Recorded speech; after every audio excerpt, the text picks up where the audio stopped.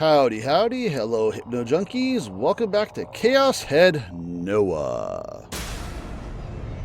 Back to this, we are, well, hopefully, gonna find a better sword than the one we have. Last episode was basically split between getting the worst sword in human history and being super awkward at school because apparently we didn't believe Mizumi when he told us that, hey, that murderer is in our class.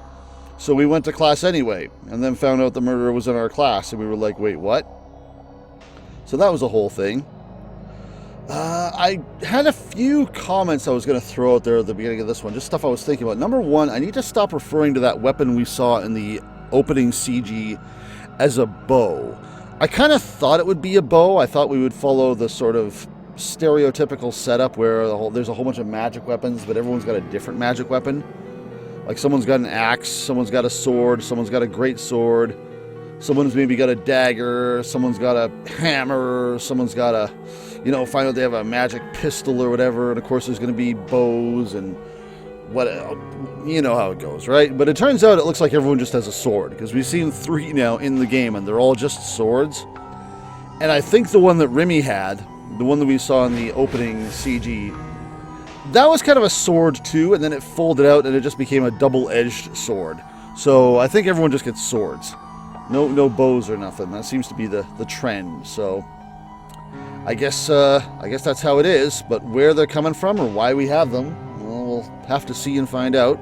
The other thing I was thinking about was when Takumi did his little sleepwalking thing as Shogun and started posting. It reminded me, because obviously I'm still editing these videos as I'm playing, about the whole situation where he was looking up information on the 4th New Gen incident, and he saw a lot of posts ending in whose eyes are those eyes. If Shogun is posting, he's probably posting to the past, which means that the posts we were reading then were posts that Shogun had yet to make in the future. We were reading posts that we were going to make later on. And the fact that Takumi said that the posts, they just seem to end in whose eyes are those eyes. Maybe they weren't actually ending like that, because that's a little odd, but maybe he was just mentally delusioning out the fact that Shogun was writing these posts. So if he's leaving out the top that says Shogun posted and the date or whatever, then it would just look like a run-on sentence. And maybe that's what was happening? I'm not too sure. We've also got some other questions going on. We saw some evil organization for a second there. I can't remember if that was last episode or the episode before who's doing some stuff. Might have been responsible for Nanami apparently going into a trance and almost walking into a car. I'm totally for using hypnosis to mess with younger siblings, by the way. The very first trade show we did, I've talked on stream a lot about some of the things I've done as a hypnotist, and we've done trade shows, obviously promoting hypnotherapy, but we do stage hypnosis at the events if they let us on the main stage, or just street hypnosis in the booth. And the very first trade show we did, I remember a couple of us were doing them together, and we had this one woman who volunteered, and she was one of those absolute knockdowns. She was one of those ones who went super deep and basically did whatever we told her. And she told us that when she was younger, her older brother was into hypnosis and found out she was a really easy subject and used to mess with her. One thing he did was he would hypnotize her so that she couldn't move, and just stuck her to the couch, laying on the couch, so that she was just paralyzed on the couch, stuck, hypnotized, that she couldn't move, and had a camera on her just recording how long it would take her to be able to get up and resist and actually be able to walk around again while he went off and just did something else. And she was just sitting there, laying there, cursing, like, ooh, I'm going to kill him when I can actually move again.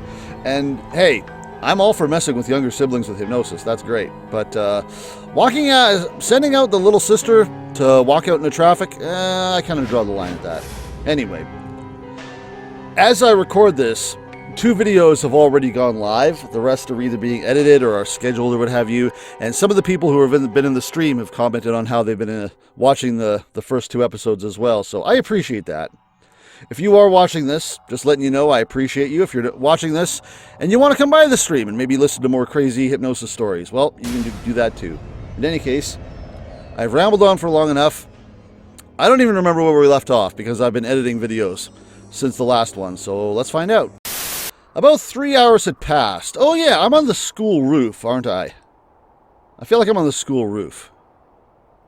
Yeah, we ran away from Remy. We ran away from the whole classroom situation. I'd stayed in the same place the entire time without moving. I didn't sense anyone else coming up at the moment.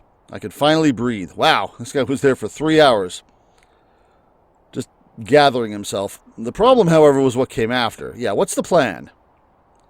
During break, there would always be students that come up here to eat lunch. I think I asked that last episode. Is this a thing? People just go on school roofs? Odd. That was why the best way out of this was to escape during fourth period and make a break for my base. It'd mess up my minimum attendance chart, exactly, but I didn't possess even a single ounce of courage that would allow me to return to the classroom where the demon girl was. She's going to join you in a minute, isn't she?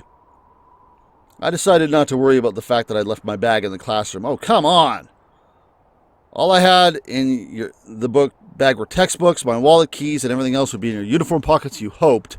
What about your phone? Okay, accounted for. Growing slightly nervous, I searched my pockets, wallet, keys, cell phone, they were all there. Okay, good. That was when I remembered that someone had called me. I had been pretty freaked out at the time, but it's not as much as when Remy had talked to me.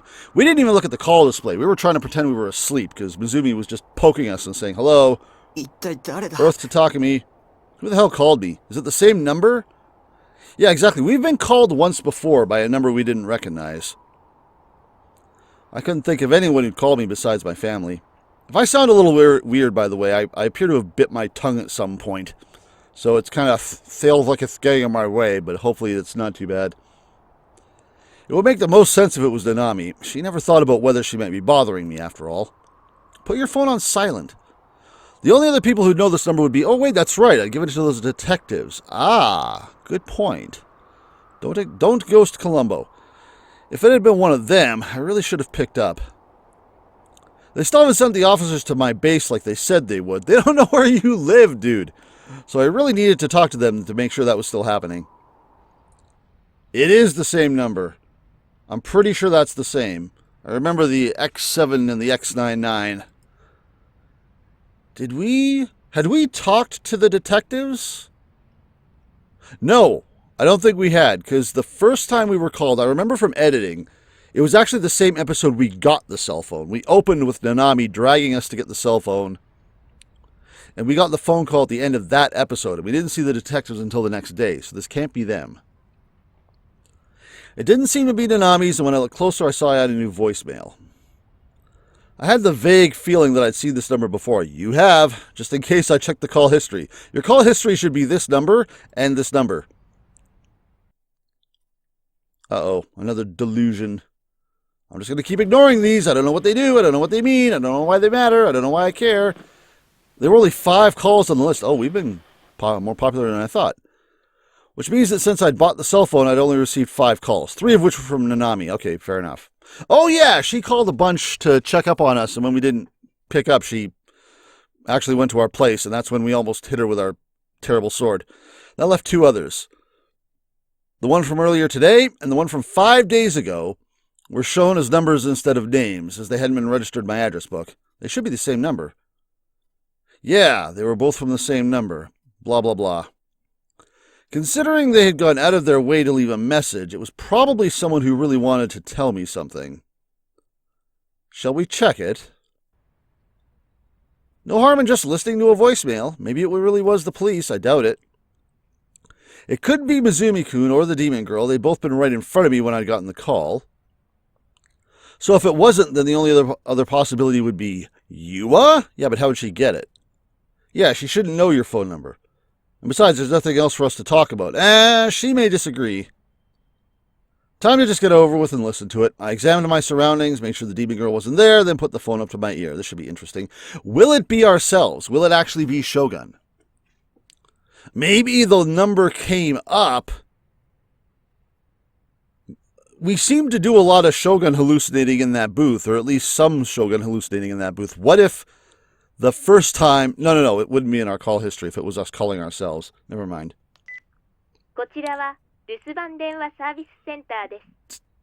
Do I need this part? Welcome to the voicemail service. You have one new message. We know.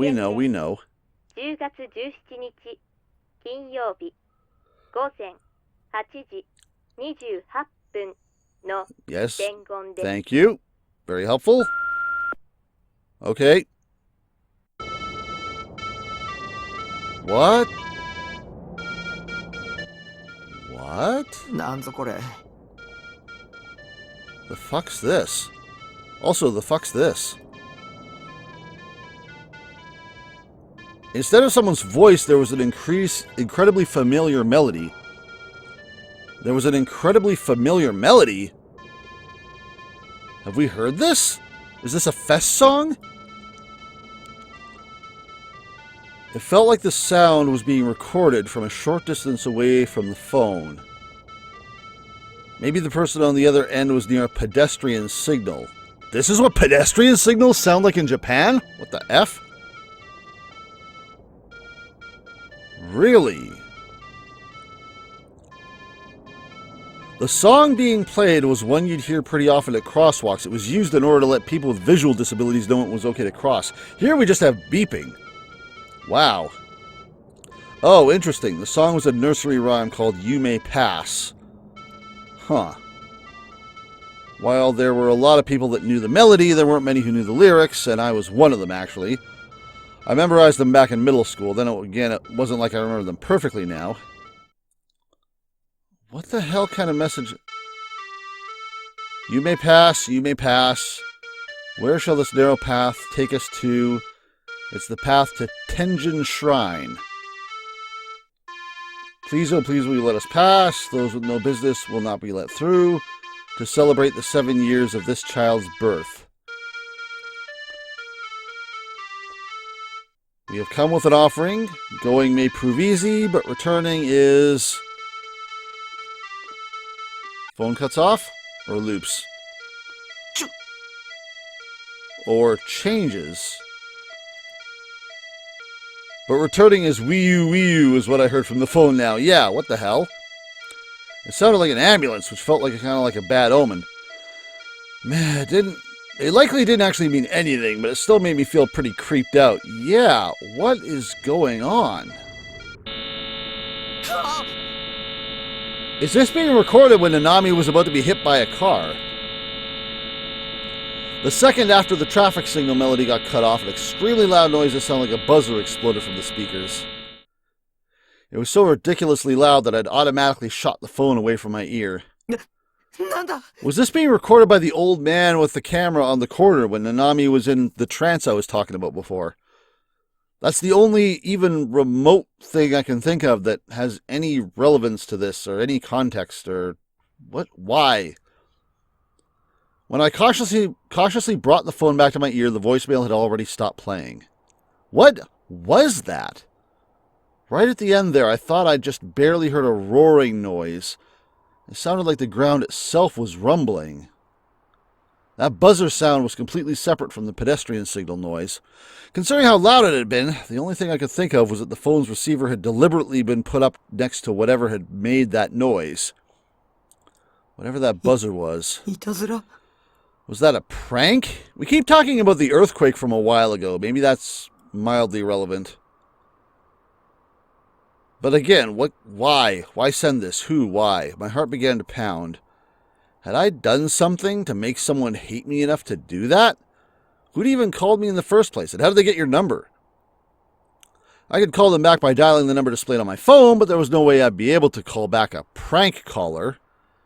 In the end, all I could just do was leave it. Besides, I was stuck in the middle of a situation far worse than any prank call.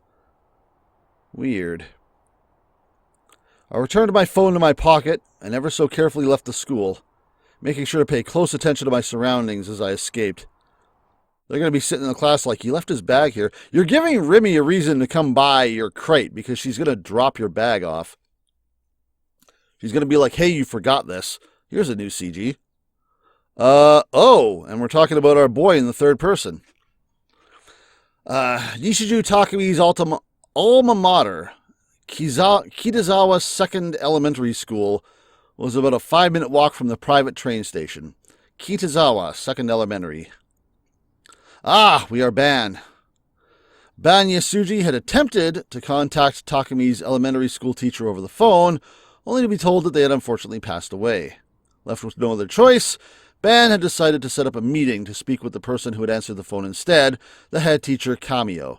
Not long after, he had arrived at the school together with his partner. As it was a Saturday, the school gate was closed. The two detectives, Ban and Suwa, stopped in front of it and turned their attention toward the school building. The white walls of the school's exterior had been painted with a brightly colored, eye-catching mural. Due to his complete lack of knowledge on paintings or any other kind of art, Ban had no idea what it signified, but the way the spiral-shaped mural transitioned vertically into an array of 7 different colors reminded him of a rainbow. As Ban stared at the mural, cooling himself with his handheld fan, his partner Suwa pushed the intercom button next to the school gate.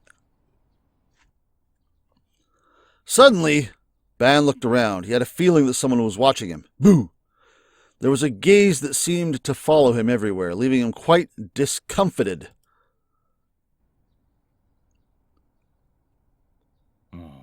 Do I really look that cool? He attempted to strike a casual pose, one that aimed to be dandy and refined. Sir, what's up with the weird pose? Yeah, what's going to be the end result of this mystery? Whose eyes are those eyes? I'm sure we're not going to find that out until very much in the endgame. They said there's a side entrance by the rear gate, so they want us to come around that way. Ban retired from his pose with a sigh and headed toward the back of the building. Are we going to have a conversation, or are we going to switch to something else? The staff room was easy to find. As soon as they entered through the side door, all they had to do was travel down the rear entrance hallway and turn at a single corridor to arrive at the room. There was, of course, no sign of children in the school, although it was likely a mere illusion created by the smooth linoleum floor. The two detectives felt far colder inside the building than they had outside. There were 3 teachers in the staff room. Upon seeing the 2 detectives enter the room, one of the 3 stood up and bowed. Are we going to get a sprite? The man who stood up was named Kamio. His mostly white hair was parted to the side, and he greeted the 2 of them with a gentle smile. Ban and Suwa showed their police badges to him almost simultaneously, returned his greeting briefly, then immediately approached the topic at hand. It was Suwa's job to ask the questions, because Ban was lazy as hell and couldn't be bothered. We'd like you to tell us about one of your graduates, Nishijo Takumi-kun. I do indeed remember him. I wasn't a teacher of his myself, however, so I can't provide you with much detail. Is that all right? Suwa nodded, taking out his notebook and preparing to write everything down. What kind of kid was Nishijo-kun? I remember hearing that he was quite the difficult one. They say he was special. Oh? It'll be interesting to get a third-party account of what he's like, because he certainly thinks he's away. One of those ways is not sleepwalking. What do you mean? Well, to be proper, he had a disease that would make it difficult for him to study with his fellow students. We also know that he was mute for a while there. We know he was acting, but his teachers probably didn't know that. We also don't know when that ended. Could you be more specific? I don't know if I'm able to say as much. Would you be willing to ask his family or doctor? Schools had recently begun adopting this approach, where they would avoid any issues that may prove difficult for them. They refused to take part in anything that may earn them complaints from parents or any other parties. Privacy issues, I guess. Such practices made it incredibly difficult for the police to do their jobs. How did his homeroom teacher pass away? There was an accident while he was taking his class on a field trip. Ah, yes. The road their bus was traveling on suddenly collapsed underneath them. Okay, so he definitely would have gone mute after that, because we know the timeline on that. Oh, I remember that. I saw it on the news. All of the children survived, sustaining only minor injuries, but it's such a terrible shame that we lost Mr. Saito. He was the sole victim of the accident. Was Nishijo-kun involved in this accident as well? In response to Ban's questions, Cameo shook his head lightly. The boy was absent that day and was not present on the bus. And why was he absent? I seem to recall hearing something about his illness having worsened. That might have been the excuse his parents gave. Ban, too, had a faint recollection of the accident. For multiple days following the incident, in the short glimpses Ban caught of the news, he would always see the media swarming the house of the sole boy who had not been involved in it. Really? We didn't hear about that. It was a truly sad accident. For some reason, while Kamio was repeating himself, he placed a strong emphasis on the word accident. Was it? And why wouldn't it have been? Back to our boy. I'd started talking with Grim a lot more before booting up ESO recently, to the point where it was becoming almost like a ritual. It never really mattered what we talked about. We'd trade interesting or funny at-channel threads, go off about porny shit. Lovely. Wreck each other's new comics, talk about the anime from the day before, or other various dumb stuff. Funnily enough, we didn't actually talk about ESO very much, but that was just because we already talked a lot about it while we were actually playing it. Alright, back to this. This is where we originally saw Shogun. Has there been some weird-ass prank going around recently? Trying to make sense of his phone call, his voicemail. Not a lot to go off there. Deets, please. I don't know. I just heard about it from someone I know. Yeah, sure you did. Asking for a friend. Don't know if it's actually a fad or some shit. It's like what? There's a recording of a weird sound and you get that as a voicemail or something. What, like a moe voice whispering sweet nothings to you? Lol. Not quite. The fuck Lamau? What eroge is that from? I mean, wouldn't you rather them just do that to you in person? No one cares whose fucking eyes are those eyes. Grim is just throwing that on the end of his sentences now. Either that or this is, again, us mentally editing out Shogun's name and letting the lines be run on. Maybe. Or maybe I'm completely wrong and it actually is something people are just throwing on the end of sentences. Yeah, our boy would not appreciate that. Grim was still saying that. Thanks to that, I started to feel awful pretty much immediately. Not to mention, he was talking really weird in chat to the point where it felt fairly forced. Like he was trying way too hard to be funny by shoving those words in. Or at the very least, I didn't find it funny. You wouldn't. In fact, it felt more cringy than anything. But I couldn't let myself get angry with him until I'd gotten my info about the prank. So I was forced to put up with it. It's not a prank. I don't know what the hell it is, but it's not a prank. Okay, so it's like the sounds of a wild otaku freak fapping then? Okay, that's too far. But in all seriousness, they play You May Pass. You May Pass? What, like the song? The one that plays at crosswalks and shit? I need to see that. I need to see video, something on YouTube. I gotta look this up and see if that's actually what crosswalks do in Japan. Yeah, that one. And then while it's playing, it'll get cut off halfway and swap to a buzzer-like noise. This is not a prank. Apparently the volume is ear-raped here. So yeah, ever heard of a prank like that? That's the kind of thing you'd find floating around that channel, right? Yesterday I got in a voicemail with a mysterious buzzer sound. It's a weird voicemail. Like I can't even begin to imagine what the rationale is going to be. I had no idea who'd sent it, and the contents unsettled me for some reason, which is why I decided to try and ask Grim if he knew about it. If it was just a simple prank, I could just forget about it. Huh? What's your huh? Grim wasn't responding. Why was he being silent? Man, as soon as someone doesn't answer right away, immediately this guy is like, wait a minute. Minion of the demon girl. Okay. Anytime. Hello? Did you die? Still no response. Grim didn't usually fall asleep like that. In fact, this was the first time it had ever happened. To be fair, we gave Grim the same response when he was telling us about the 4th incident. So, I mean, come on, guys. Sometimes people just want to sit there and think a bit. Or maybe he's taking a pee. If he actually had fallen asleep, then I guess I'd just log off. We'd meet up again later in ESO anyway, so I could just bring it up again then. But the second I thought that, and began to get up from my chair... Oh, well, there you go. He was looking for it. Kept you waiting, huh? I was sifting through @channel. I was looking for stuff about your prank. Oh, so that's why he disappeared. But that meant that even the oh-so-well-informed Grim hadn't known about the prank. It's not a prank!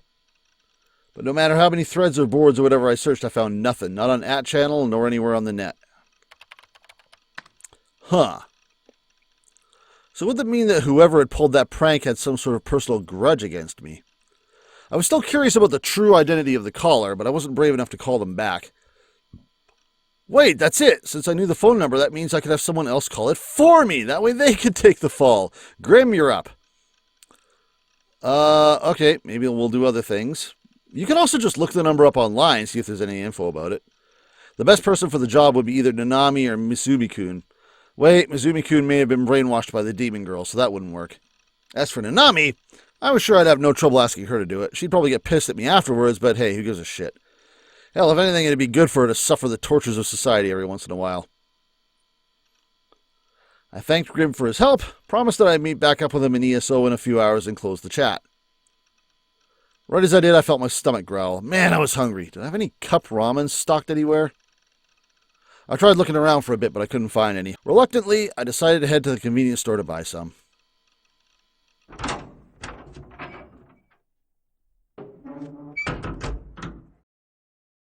This strikes me as an exceedingly poor idea. The sun was already setting. I wanted to avoid going out late at night as much as possible, because every time I did recently, nothing good ever came of it.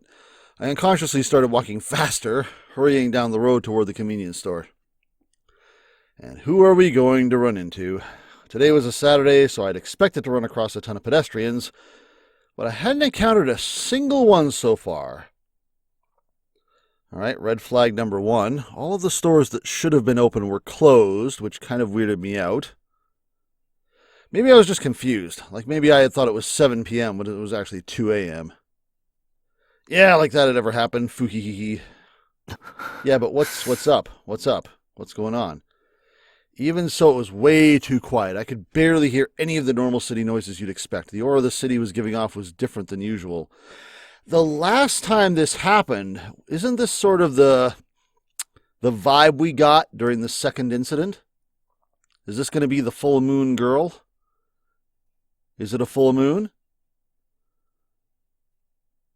I arrived at the Shinzen Station convenience store. It was right in front of the train station, and yet there wasn't a single person here either. I was starting to get more and more freaked out. The sudden disappearance of something I'd taken for granted was enough to make me feel like I'd been transported to a completely different world. I'm wondering if that is somehow maybe the case.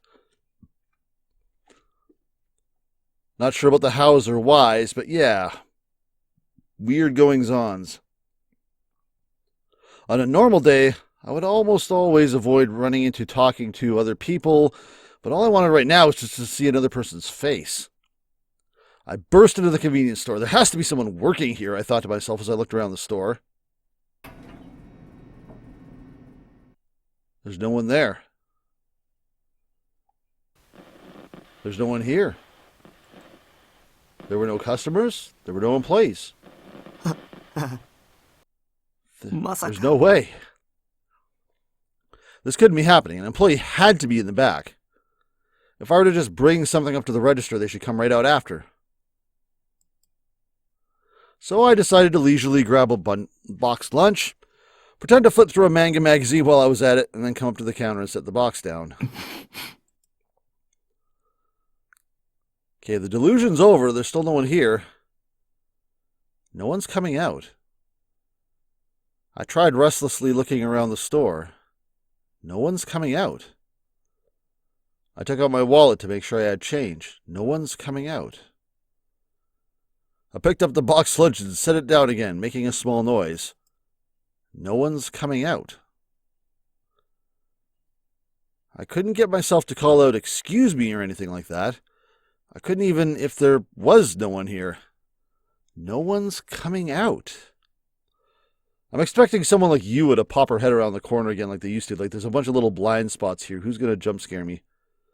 I thought about testing to see what would happen if I tried to leave without paying, but I decided it wasn't worth the risk of getting arrested. But no one's coming out. The employee must have gone to take out the trash. But no one's coming out. Or they were checking the inventory in the warehouse out back. No one's coming out. After enough time had passed, I started feeling scared, so I put the boxed lunch back on the shelf and left the store.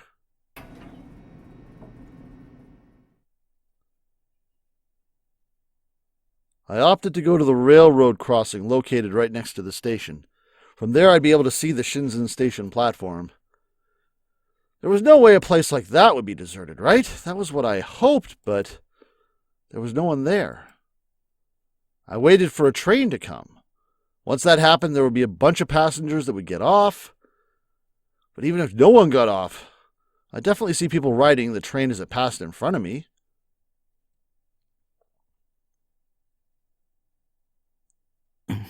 But there was no train, I guess. Even after 10 minutes, a train still hadn't come. Just to remind you, this is a horror game. I tried to convince myself that there must have been an accident or something that messed with the schedule, but there was no sign of any passengers on the platform. It was then that I finally realized the gravity of the situation. This was weird. This was really, really weird. That's it. I'll go to Shibuya Station. There absolutely had to be people there, no doubt about it. There were people in front of Shibuya Station 24/7 without fail. I broke into a run without thinking. You may want to go back to your crate and put a few more padlocks on. I ran as hard as I could. I didn't want to stop even if I was out of breath. It was probably the first time in my life that I'd ever run so hard. As I ran, I hoped that this was just some sort of sick dream I was having, but I knew it wasn't. My heart and lungs felt like they were about to explode. The pain was far beyond what you could feel in a dream. It surprised me how unbelievably fast I was breathing. And yet, no matter how much I inhaled, the pain refused to go away. Yeah, that.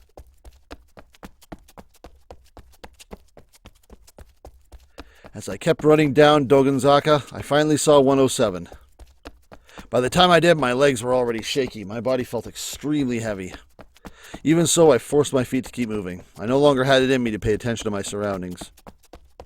The entirety of my consciousness was focused on Scramble Crossing, the symbol of Shibuya. No kidding. Almost there, just a little bit farther. The second I passed 107, it'd be right there. The largest in Japan. It was the place where the largest number of people in Japan came together all at once. That was why. I had to get to Scramble. To Scramble.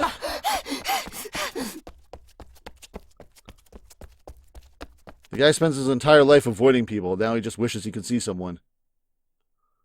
Well, that is an empty Scramble. Empty. That was the state of Shibuya Station, which I could see from the Y junction running in front of the 107. A world without sound. A world that felt dead. A place which had always been flooded with overwhelming sound, now ruled by silence. This actually reminds me of the opening of the game where we were just on our backs, basically here, except it had been a decimated area by an earthquake or something else major. The only thing I could hear was the sound of my own heavy breathing. This can't. I fell to my knees in the middle of the large street. I couldn't walk another step. The shock had stolen every last ounce of strength from my body. This is Shibuya, right? There was no one to my left, no one to my right, no one in front of me, behind me. There was no one anywhere. Even though 7 p.m. on a Saturday night was when Shibuya should have been the most crowded. What was going on? This wasn't happening. This couldn't be happening. I closed my eyes and cradled my head. This was a dream, an illusion. This couldn't be reality. Yes, it was true that I wanted to live a quiet and peaceful life all by myself. I didn't want anyone to interfere with me, and I didn't want to get involved in anything. But that didn't mean I wanted to live in a world where no one else existed. If no one else existed, who would pay for my living expenses? Priorities. If no one existed, who would make boxed lunches for me to eat? If no one else existed, who would play ESO with me? Yeah, who would Neidhart flex in front of? If no one else existed... Uh-oh. A sound. I'd heard a sound. It hadn't come from me. It had been from someone else. Someone was here. Someone other than me was nearby. It felt like I'd been saved. As I'd thought, it was just a coincidence. It only appeared like there was no one here. In truth, no one had disappeared. I wasn't the only one left in the world. I was so relieved that I almost started crying. I turned my gaze toward the sound. It's just going to be some... Oh, it is someone. I was not expecting that. It's someone in a wheelchair. It was a boy in a wheelchair. A short distance away from me, though still in the middle of the intersection, he sat quietly in place. I couldn't quite figure out how old he was. If I had to guess from his size alone, I'd say he looked like he was in elementary school. He was wearing his hat so low that I couldn't see his expression very well. But... Another we meet at last. I could hear the boy's voice extremely clearly. It felt like he was whispering directly into my ear, which made me turn around. Of course, there was no one else there. Again, are these people telepaths or something? They seem to be able to not just read minds, but speak into minds. Selectively. Excuse me, sir, do you know what's going on here? Even though he was younger than me, I ended up speaking formally to him. Why is there no one here? Would you happen to know the reason why? Yes, I know why. Despite how young his voice sounded, there was nothing childish about it. But more importantly, did you receive my message? Oh, is he the one who sent us the beeps? This is our voicemail prankster. Message? What message? I had no idea what he was talking about. You know damn well and good what he's talking about. Who are you? And what did that message mean? The boy moved his wheelchair forward slightly. The wheelchair was old, and it made a rusty sound as it came closer to me. Whose eyes are those eyes? Yes? I was confused. Why had he murmured, "Whose eyes are those eyes" just now? Who was he? You must awaken, quickly. Are we sleepwalking? Is that the idea? Are we shogunning right now? Because if you don't, many more people are going to die. What the hell are you? I rubbed my eyes to wipe away my tears. And because of that, I was finally able to get a clear look at this boy's face. Is it you? Or not? You are not a boy. You are a, older fella. The boy wasn't a boy. His skin was covered with wrinkles like an old man. His cheeks were hollow. His eyes' sockets had sunken in to an abnormal extent. His pupils were cloudy. He had no eyebrows. And his body was as small as a child's. I am Shogun? Aha.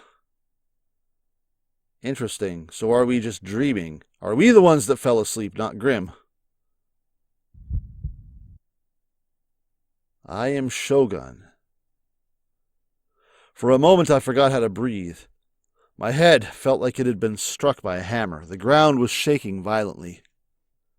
No, my body was actually falling over. I shot my hands out of the asphalt to keep myself upright. What? What had he just said?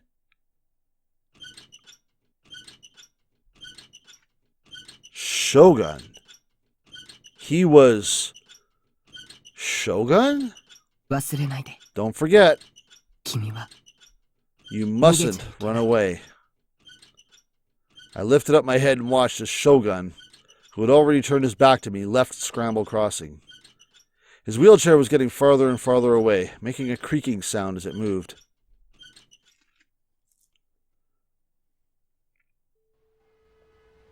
The thought of chasing after him and pressing him for answers didn't even cross my mind. I didn't think of running up and punching him in the face for dragging me into this either. I wasn't even remotely a confrontational person. Why are we getting honked at? My head started to hurt. The area around my temples throbbed with pain, still cowering on the spot. I tried to endure it. Have we just not been paying attention to people as we've been sleepwalking around and just hallucinating that no one's there? Taku. In the world without sound, a discordant noise began to spread, an all-encompassing static. Are we back to the beginning of the game? Whose voice was that?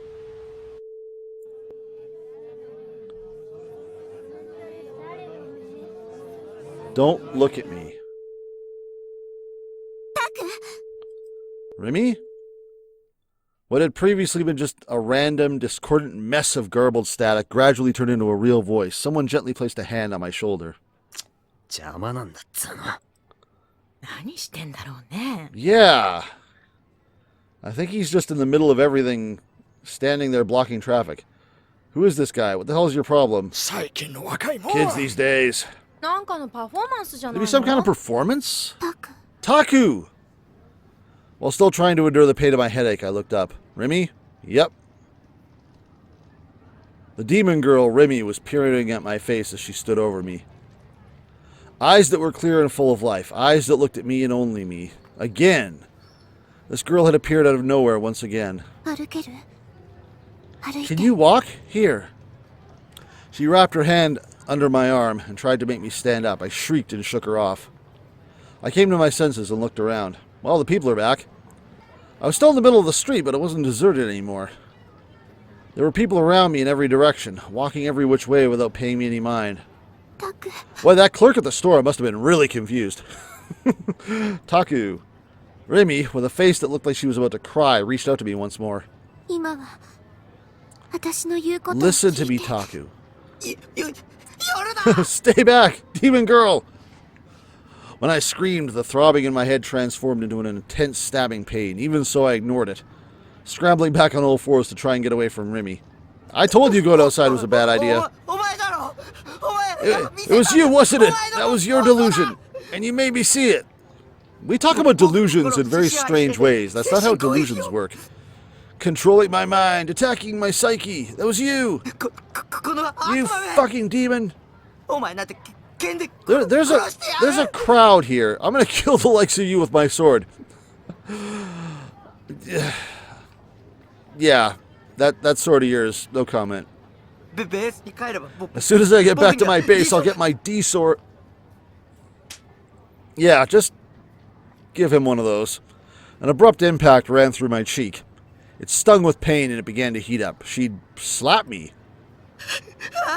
Yeah, you need to smarten up. Get your shit together. She was going to kill me once and for all. I mean, at this point, I wouldn't blame her. Scurrying back on all fours, I tried as hard as I could to escape with my life. But Remy quickly grabbed my hand. With strength I never thought a girl could have, she pulled me toward her.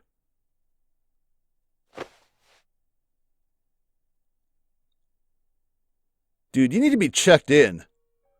And embraced me. Her soft form gently enveloped my own. This girl has been nothing but nice to you. Okay, she did murder someone in an alleyway, but still.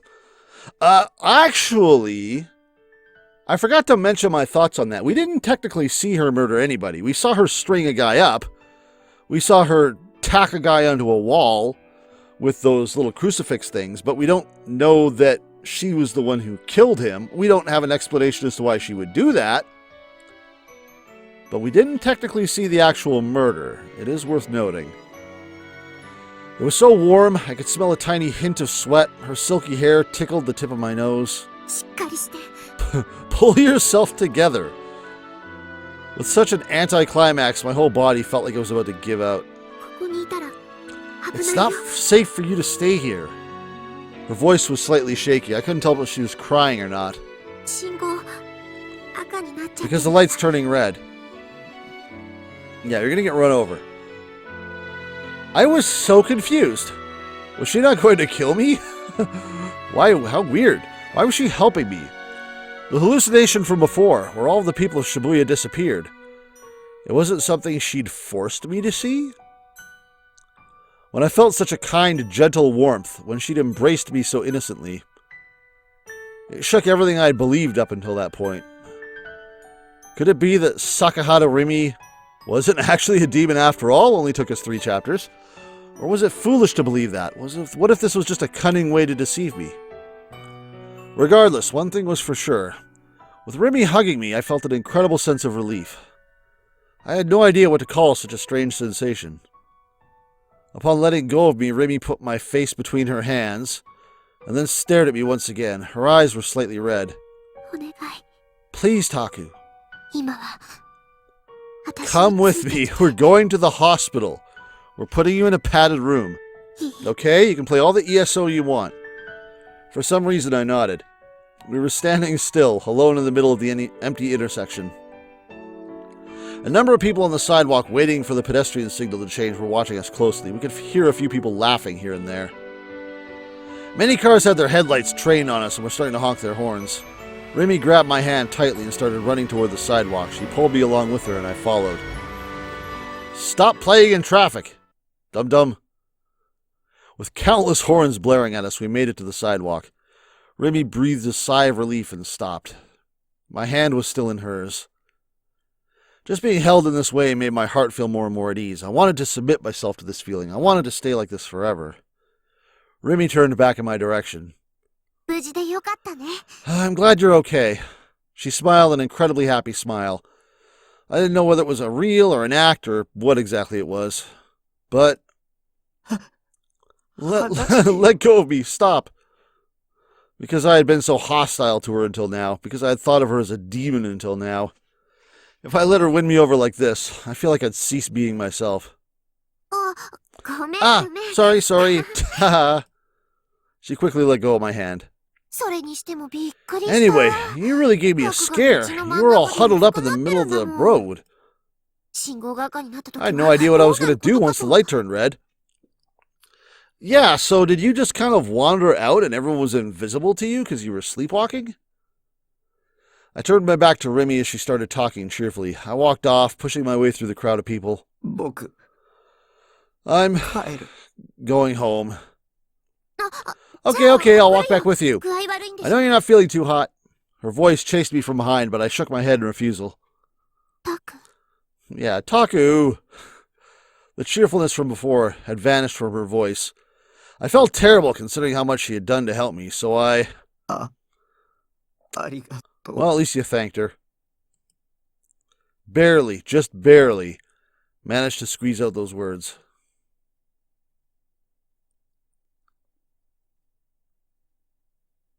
Oh, we're back with Ban. To think that the 3 investigative divisions would actually be merged into one. Oh, so it actually happened. Staring at the detectives gathered in the Shibuya Police Department's conference room, Ban Yasuji thought that to himself. We actually saw the 4th incident happen after we were last here. The Inokashira Line Shibuya Station public bathroom homicide case, or as the media called it to amuse themselves, the Vamp Buyer case, had caused an increasingly serious drop in manpower. When 3 brutal murders occurred within the same jurisdiction within the same period of time, the possibility of a single perpetrator became more and more evident. A suggestion had been raised that the Cornelius Tower mass suicide case be handled by the Juvenile Division, but since the media had been treating it as part of New Gen, there was the possibility that if the police treated the case differently, they would be subjected to criticism. Therefore, it was only natural that the Central Office had chosen the only remaining option, to merge the several investigation headquarters. With this integration now in place, the group was reviewing the series of New Gen cases one by one. The projection screen at the front of the conference room displayed a series of photographs of the crime scenes one after the other. Suwa had been chosen to hold the presentation, of course. He's the one with the sprite, make him do it. He had stayed up all night going over the documents endlessly. Good work, Ban muttered internally, chin resting in his hands. Because I wasn't going to do it. The Cornelius Tower mass suicide case went down on September 7th. Took place on I said before that this guy likes to shorten his words and then go back on it. I think it's more like he's speaking casually and then quickly catching himself and going back to formal. Went down on, took place on, or maybe it's just a Freudian slip. The suicide attempt went down on, phrasing. Of the 4 incidents that the mass media has begun referring to as New Gen, it was the first to occur. At 11:30 p.m., a group of 5 men and women fell from the helipad on the roof of Shibuya's Cornelius Tower. There were no survivors. All 5 were underage high school students. 3 male, 2 female. Out of the 5, 2 attending the same school, while the remaining 3 each attended different schools. Were they attending our school? Sume? Also, I like how you have 5 evidence markers, even though there's literally just a giant red smear. The autopsies of the body revealed that each of the 5 had small traces of flesh embedded beneath their fingernails, along with scratches on the palms of their hands. From this information, we can assume that the 5 fell while holding hands. There was no sign of any suicide notes on the roof. It appears that the 5 victims all came together after school and headed toward Cornelius Tower together. Just cuz. As for further proof that there is more to this incident than a mere group suicide, the roof of the Cornelius Tower is off limits to all non-personnel. At the time of the incident, the door to the rooftop was locked, and none of the 5 victims' fingerprints were found on the doorknob. That's also interesting. How did you get up there? The key to the rooftop was not found among any of the 5 victims' belongings. This suggests that someone other than the victims may have been present at the scene before and after the incident occurred. The investigation is proceeding under the assumption that the third party possessed the key to the door, locked it, and left before or after the incident. We've already conducted interviews of all Cornelius Tower hotel employees, and nearly every one of them has an alibi. We're now in the process of interviewing the employees of the companies hosted in the tower. Currently, we have yet to find a motive for any of the 5 victims to commit suicide. For 4 out of the 5 victims, those related to them in some way, such as family members, friends, school teachers, and so forth, all declare unanimously that there was no reason for any of them to commit suicide. What about the 5th one? The slideshow swapped to a picture of the second case. We haven't seen this picture before. Ew. The Shibuya Station undergrad and fetus homicide case. Man baby. Next, let's discuss the case known colloquially as the man-child case. Okay, man-child, not man-baby. The incident occurred on September 19th, 12 days after the group dive incident. The first to discover the body was an employee of a karaoke box located near the scene. The body was found at approximately 5 a.m. The victim is 21-year-old Konoe Kizo, a third-year college student living in Shibuya Ward. Okay, so they're probably not related to Orihara. That's not quite the same last name, if I'm not mistaken. The victim was already dead when he was found. Actually, let me double-check that. I need to be sure before I go talking out my ass. Yep, I was right. Orihara's last name is spelled with a Z, not an N. The time of death is estimated to be around 1 a.m. on the 19th, about 4 hours before the body was found. The body's abdomen was unnaturally swollen, and a fetus was discovered inside it upon examination. The autopsy revealed that the victim's abdomen had been cut open while they had still been alive, and the fetus had then been inserted inside. Just why? So many questions that I don't want answers to. The fetus is believed to have already been dead at that point in time.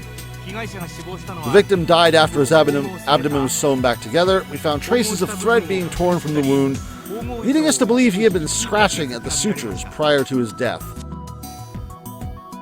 The fetus was found to have been developed for at least 8 months, which leads us to believe that it was removed from the mother's body via C-section. Did anyone investigate where the baby came from? Because somebody lost that. Yeah, there we go. The mother of the fetus has not yet been determined, and whether they are alive or dead is similarly unknown. Forensic analysis of the DNA has shown at least that the fetus and the victim are unrelated. To support this, the fetus's blood type is B, and the victim's blood type is A. I wonder how much that's going to factor in, because we saw those little pamphlets saying people are running out of B-type blood.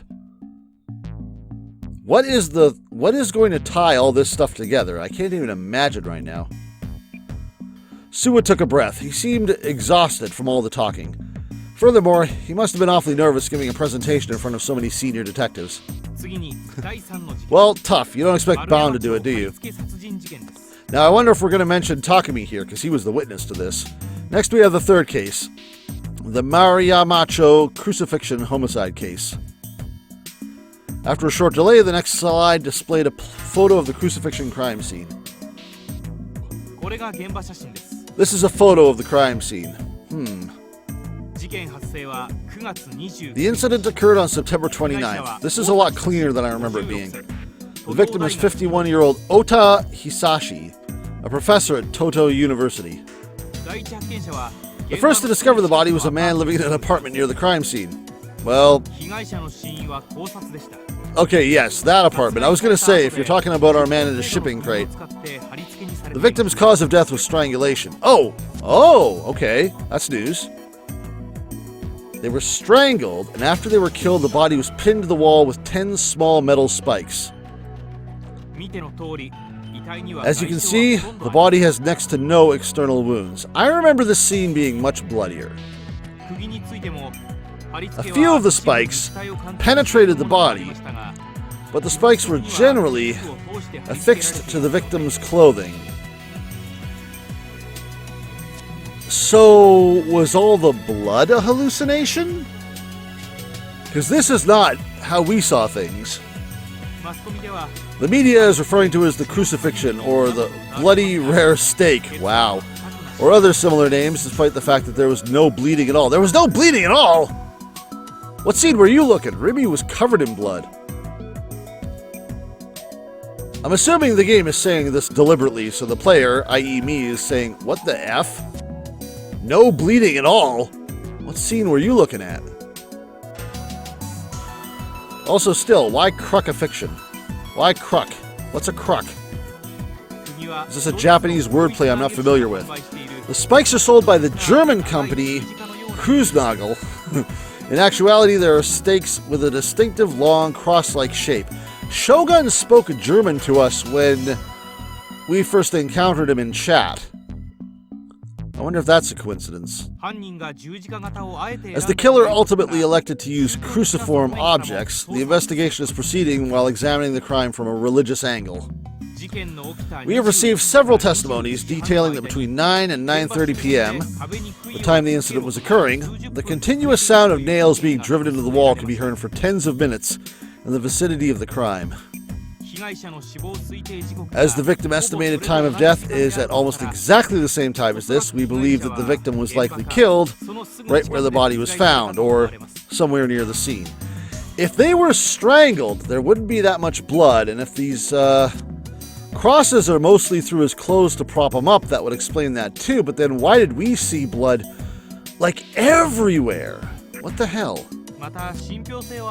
In addition, although the statement may not be entirely credible, we have received testimony claiming that a female student from Sume Private Academy was seen at the crime scene. Are you telling me that Takumi is not necessarily a credible witness? I am amazed and shocked and cannot believe you would say that about him.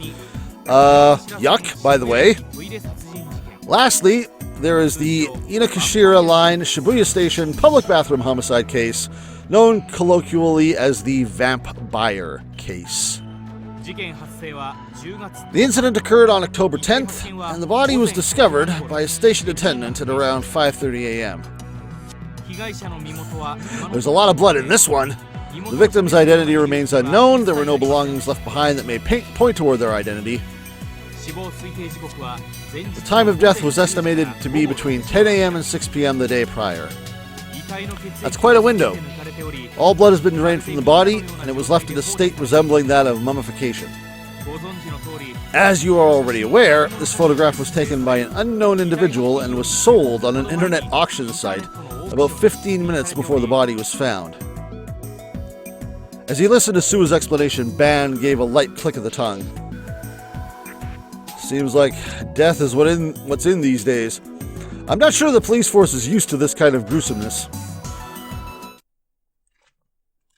That's it. That's all you got. That's your review. That's the end of the chapter. Chapter 4, D-Sword. Well, Sign City is something we will be exploring in the next episode. It is apparently a pair of buildings located just south of the Shibuya Scramble crossing. Want to know more? I guess tune in next time. So, well, we're in the chapter D-Sword. Presumably we're going to actually get one, and I don't mean that vinyl foam piece of crap that we've got right now. But, yeah.